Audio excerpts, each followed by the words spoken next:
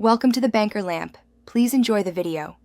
In this video, I will explain how to fix a broken golf club shaft. First, carefully assess the damage to your club. Is it a clean break or splintered? Note if the break is near the club head, the grip, or somewhere in the middle. This initial evaluation helps determine the feasibility and approach for repair.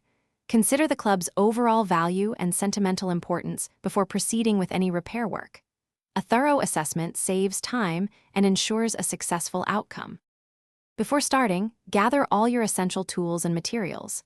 You'll need a new shaft that matches your original specifications, like its flex and weight, for consistent performance. Also, have a 2-part epoxy, sandpaper, a utility knife, and a shaft extractor ready. Ensure your workspace is well ventilated and brightly lit.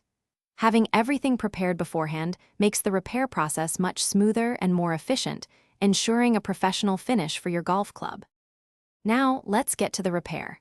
Begin by carefully removing the broken shaft pieces from both the club head and the grip using your shaft extractor.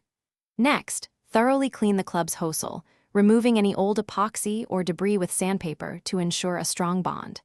Mix your 2-part epoxy precisely according to the manufacturer's instructions. Apply the epoxy to the new shaft tip, then firmly insert it into the club head, ensuring perfect alignment. Allow the epoxy to cure completely for at least 24 hours. With the new shaft securely in place, it's time for the finishing touches. Regrip your club, making sure the grip is perfectly straight and securely attached for comfortable play.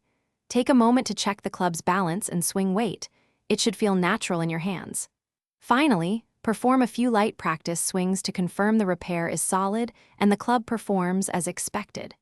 You've successfully repaired your golf club, ready for many more rounds. Thanks for watching. If this was helpful, leave a like and consider subscribing. See you next time.